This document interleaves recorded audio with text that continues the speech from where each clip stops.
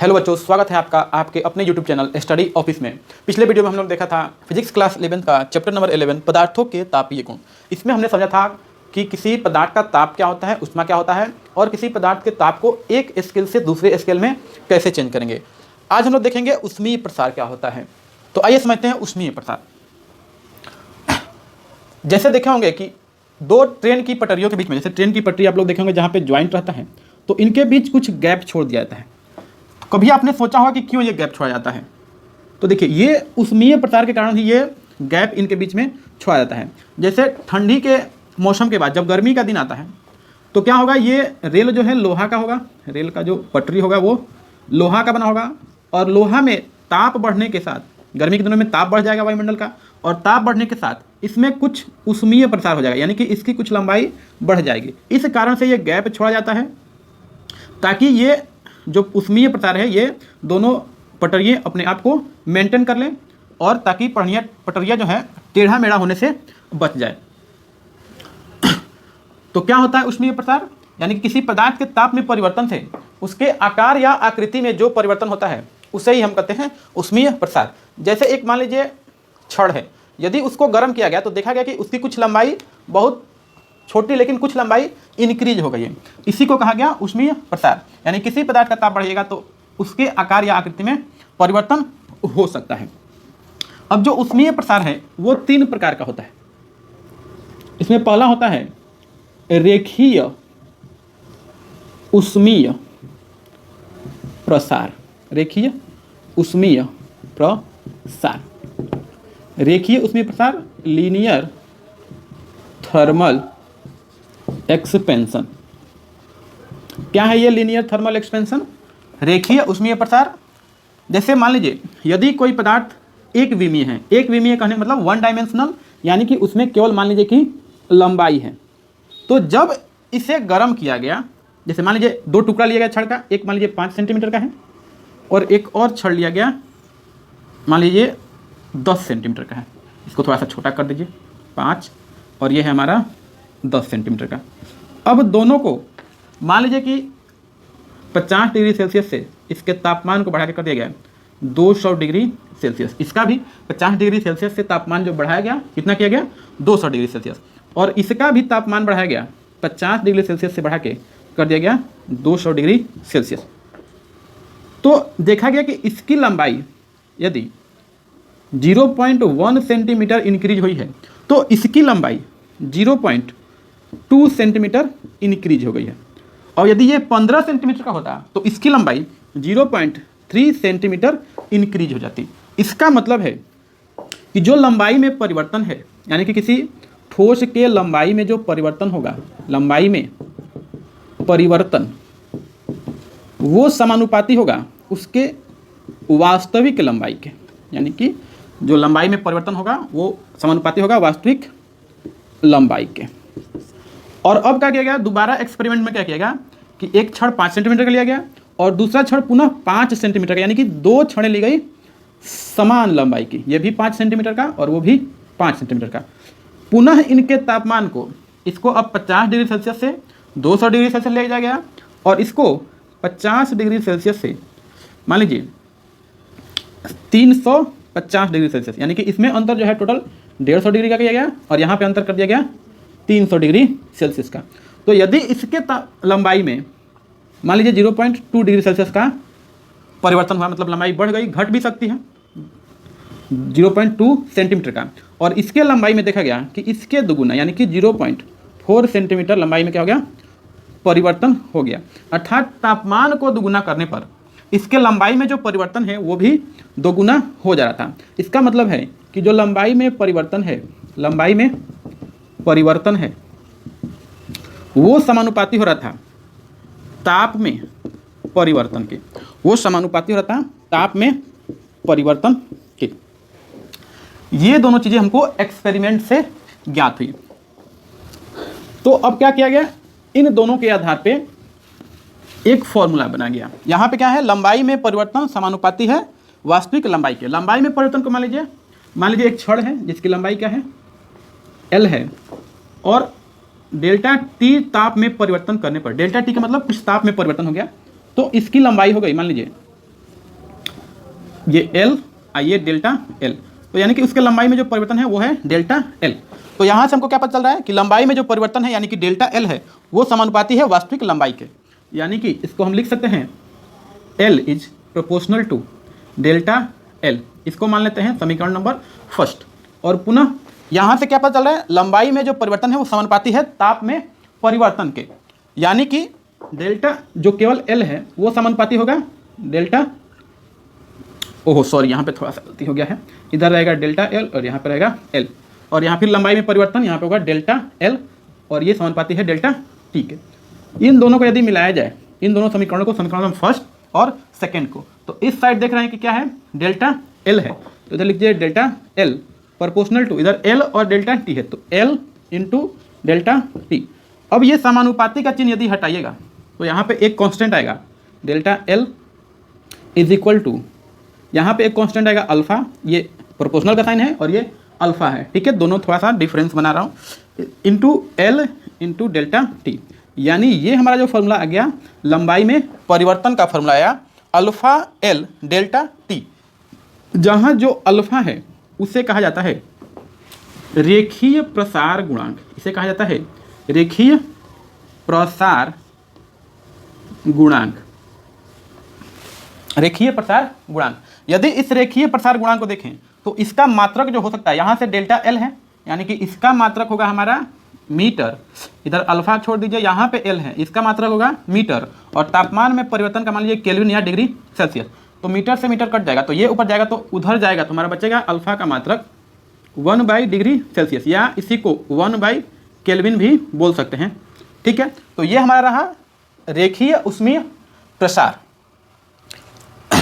अब आइए देखते हैं इसका दूसरा पार्ट, पृष्ठीय ऊष्मीय प्रसार।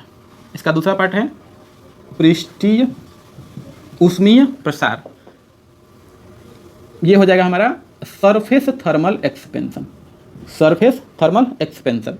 इसमें क्या देखा गया, इसमें क्या होता है, यदि कोई पदार्थ है जो द्विविमीय है यानी कि जिसमें लंबाई भी है कुछ और कुछ चौड़ाई भी है, मान लीजिए ये एक प्लेट है जिसकी लंबाई भी मान लेते हैं और चौड़ाई भी कुछ है, और दोनों का जो मिला के जो एरिया है इसका, इस प्लेट का जो एरिया है वो है ए।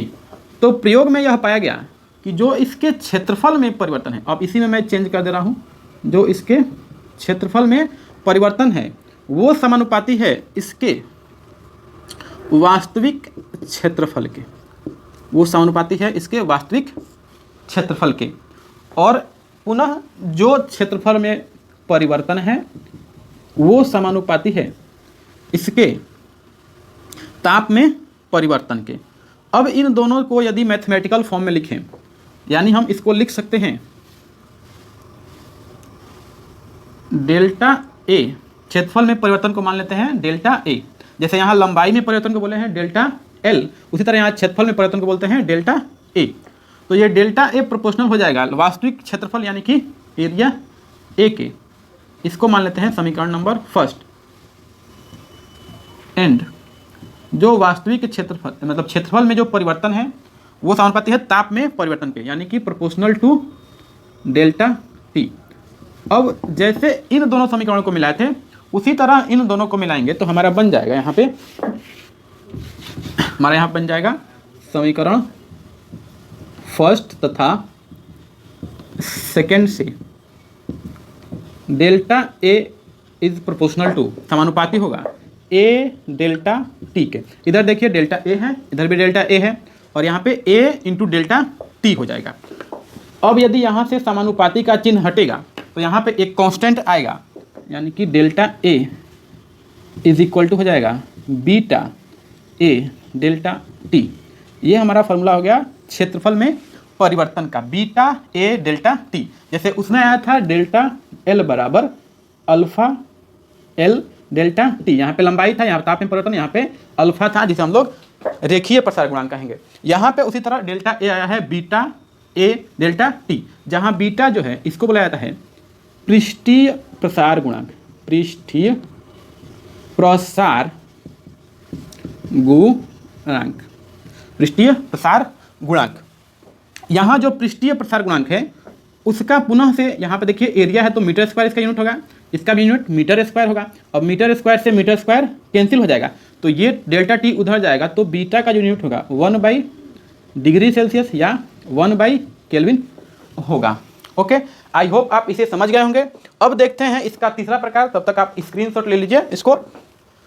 अब इसका तीसरा प्रकार होता है, ये दूसरा प्रकार था, इसका तीसरा प्रकार होता है आयतनिक ऊष्मीय प्रसार।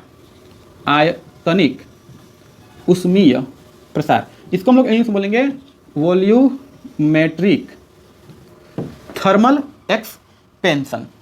Volumetric thermal expansion. अब आइए समझते हैं क्या होता है आयतनिक ऊष्मीय प्रसार। जैसे अब मान लीजिए कोई पदार्थ 3 डायमेंशनल है, यानी कि त्रिविमीय है, जिसमें लंबाई भी है, चौड़ाई भी है और ऊंचाई भी है। तो उसको यदि गर्म कीजिएगा तो उसकी लंबाई भी बढ़ेगी, उसकी चौड़ाई भी बढ़ेगी और उसकी ऊंचाई भी बढ़ेगी, अर्थात उसका आयतन में कुछ परिवर्तन होगा, उसके आयतन में कुछ परिवर्तन होगा। तो प्रयोग में यह पाया गया कि जो उसके आयतन में परिवर्तन होगा, यानी कि ठोस पदार्थ के उस जो आयतन में, ठोस हो या द्रव हो या गैस हो, उसके आयतन में जो परिवर्तन होगा उसके वास्तविक आयतन के समानुपाती होगा, उसके वास्तविक आयतन के समानुपाती होगा। और पुनः जो आयतन में परिवर्तन होगा, पुनः जो आयतन में परिवर्तन होगा वो उसके ताप में परिवर्तन के समानुपाती होगा। अब यानी यदि इन दोनों को देखा जाए तो इनसे बनेगा हमारा डेल्टा भी, आयतन में परिवर्तन को मैं बोलता हूँ डेल्टा भी। जैसे यहाँ पे डेल्टा ए लिखा गया है तब इसको डेल्टा भी बोलेंगे, तो डेल्टा भी समानुपाती हो जाएगा वास्तविक आयतन भी के वॉल्यूम के।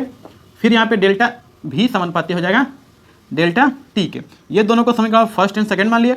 अब दोनों को मिलाएंगे तो जहाँ जहाँ ए है वहाँ हो जाएगा भी, यहाँ भी हो जाएगा हमारा भी, यहाँ भी हो जाएगा भी और यहाँ भी हो जाएगा हमारा भी। और यहाँ पे जो कांस्टेंट है उसको बीटा हटा के हम लोग कर देंगे गामा, और यहाँ जो गामा कांस्टेंट है उसको बोला जाता है आयतनिक प्रसार गुणांक।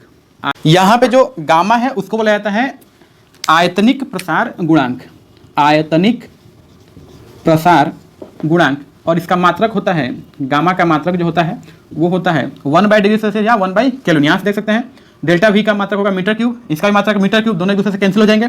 और डेल्टा टी का जो मात्रक है वो उधर जाकर हो जाएगा 1/डिग्री सेल्सियस या 1/केल्विन। तो यहाँ हम लोग ऊष्मीय प्रसार के 3 प्रकार देख चुके हैं। पहला रेखीय प्रसार गुणांक, दूसरा पृष्ठीय प्रसार गुणांक और तीसरा आयतनिक प्रसार गुणांक। आइए एक बार मैं तीनों को एक साथ बता देता हूँ। पहला होता है आयतनिक ऊष्मीय प्रसार, पहला है हमारा रेखीय ऊष्मीय प्रसार, दूसरा है पृष्ठीय और तीसरा है आयतनिक। तो पहले वाले में जो फॉर्मूला आया वो आया है हमारा delta L is equal to alpha L delta T, और डेल्टा ए दूसरा में आया है बीटा ए डेल्टा टी, और तीसरे में जो डेल्टा भी आया है वो है gamma we delta T, gamma we delta T. अब देखिए यहाँ से यदि अंतिम लंबाई पूछा जाए, अंतिम लंबाई अर्थात मान लीजिए प्रारंभिक लंबाई L थी और अंतिम लंबाई क्या आ गया, इसमें डेल्टा L को जोड़ देंगे। यदि मान लीजिए इसकी लंबाई L है और तापमान बढ़ने पर कुछ परिवर्तन हो गया तो फाइनल लंबाई यानी अंतिम लंबाई L प्लस डेल्टा L हो जाएगा। तो इसको यहाँ पर रखेंगे तो L plus alpha L delta T. यहाँ से यदि L कॉमन करते हैं तो यह जाएगा 1 प्लस अल्फा डेल्टा टी। इसके लिए यदि अंतिम क्षेत्रफल बोला जाए तो हो जाएगा अंतिम क्षेत्रफल वो हमारा हो जाएगा A प्लस डेल्टा A, यानी कि ये हो जाएगा A प्लस डेल्टा A का वैल्यू रखिए beta A into delta T. यहाँ से A कॉमन होगा तो ये हो जाएगा 1 प्लस बीटा डेल्टा टी। और इसमें यदि अंतिम आयतन कहा जाए, अंतिम आयतन यानी फाइनल वॉल्यूम, तो ये हो जाएगा V प्लस डेल्टा V। तीनों सेम है, यहाँ पे L प्लस डेल्टा L, यहाँ पे A प्लस डेल्टा A, यहाँ पे V प्लस डेल्टा V। और ये हो जाएगा हमारा V प्लस, इसका वैल्यू यहाँ पर रख दीजिए गामा V डेल्टा T। यहाँ से अब V कॉमन कर लेंगे तो बचेगा 1 प्लस गामा डेल्टा T। ठीक है, तो ये रहा ऊष्मीय प्रसार और इनके प्रकार। ये जो रेखीय होगा ये हमारा रेखीय के लिए है, ये पृष्ठीय है, और ये आयतनिक है। आयतनिक ये पूरा मैं लिख देता हूँ पृष्ठीय। यह जो है केवल ठोस पदार्थों में होगा और यह भी केवल ठोस पदार्थों में होगा और यह ठोस द्रव एवं गैस पदार्थ की तीनों अवस्थाओं में होगा। ये कोई ठोस पदार्थ रहेगा तब उसमें होगा रेखीय प्रसार गुणांक, ये कोई ठोस रहेगा तभी होगा उसमें पृष्ठीय प्रसार, और ये जो आयतनिक प्रसार है वो तीनों में हो सकता है, ठोस में भी, द्रव में भी और गैस में भी। आई होप आप तीनों को अच्छे से समझ गए होंगे, तीनों में अंतर भी स्पष्ट कर पा रहे होंगे। अब यहाँ पे देखिए तीन हमारे पास कांस्टेंट है, एक अल्फा है, एक बीटा है और एक गामा है। इन तीनों में जो रिलेशन होता है वो होता है alpha is to beta is to gamma is equal to 1:2:3, यानी कि तीनों रिलेशन है 1:2:3। यदि इन तीनों से मिलाया जाए तो यहाँ से आप लिख सकते हैं बीटा बराबर, यानी कि यदि अल्फा अनुपात बीटा लिखना हो तो लिख सकते हैं 1:2, और यदि आपको बीटा अनुपात गामा लिखना है तो आप लिख सकते हैं 2:3, और यदि आपको अल्फा अनुपात गामा लिखना है तो आप लिख सकते हैं 1:3। इसको आपको याद रखना है। ओके, अब हम लोग देखते हैं जल का असामान्य व्यवहार। तो इसको मैं एक बार स्क्रीनशॉट ले लीजिए, इसको मैं मिटा देता हूं।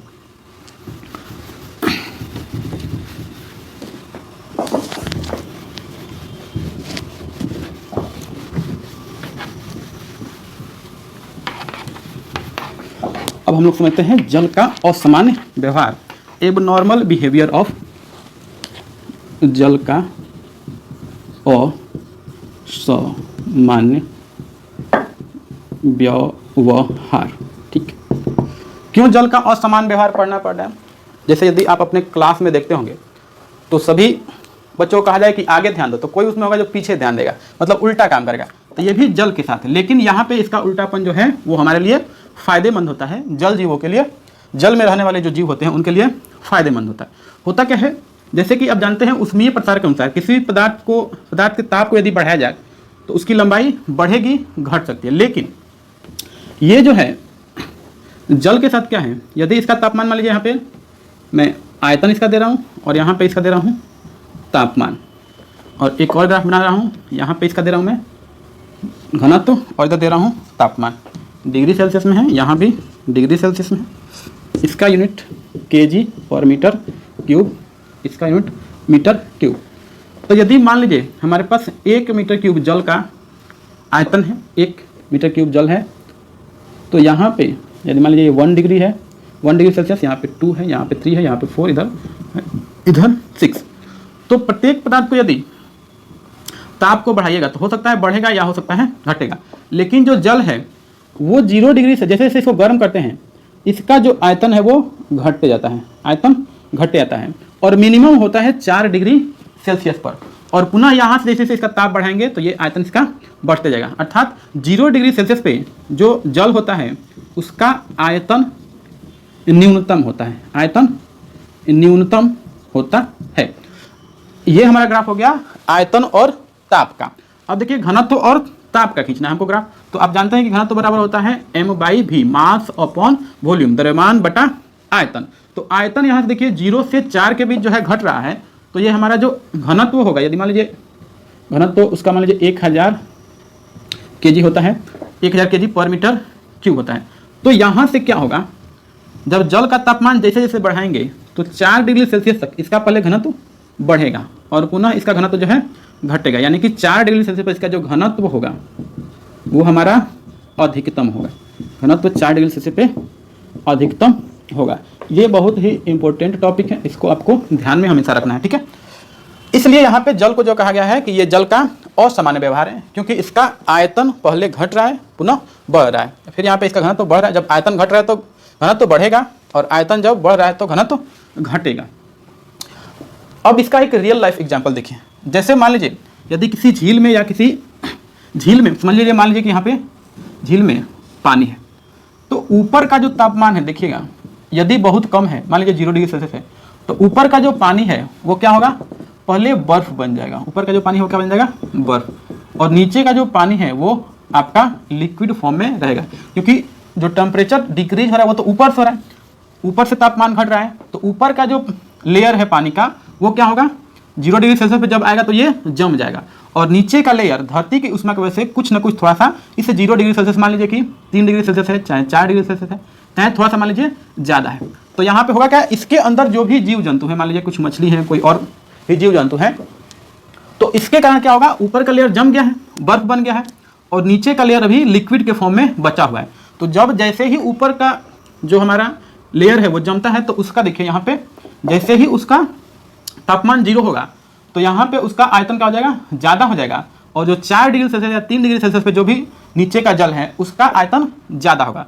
तो अब आयतन ज़्यादा होगा, इसका मतलब घनत्व तो क्या होगा, यहाँ पे 0 डिग्री सेल्सियस पे आयतन ज़्यादा है, यानी कि घनत्व तो क्या है, कम है। 0 डिग्री सेल्सियस पे हमारा जो डेंसिटी हो क्या हो जाएगा, कम हो जाएगा, और नीचे जो मान लीजिए 4 डिग्री सेल्सियस पे है उसका घनत्व जो है ज़्यादा है। तो जो पदार्थ घनत्व में ज़्यादा होता है वो नीचे रहता है, और जो पदार्थ घनत्व में ज़्यादा होता है वो उसके, सॉरी उल्टा बोल दिया मैं, जिसका घनत्व ज़्यादा होगा वो नीचे रहेगा, तल पे रहेगा, और जिसका घनत्व कम रहेगा वो उस लिक्विड के ऊपर तैरते रहेगा। तो इस कारण यहाँ पे जो जल जीव होते हैं वो सुरक्षित रह पा रहे हैं। आई होप आप समझ गए होंगे। मिलते हैं अगले वीडियो में, तब तक के लिए पढ़ाई करते रहें। All the very best. Video को लाइक करें, शेयर करें और सब्सक्राइब करें।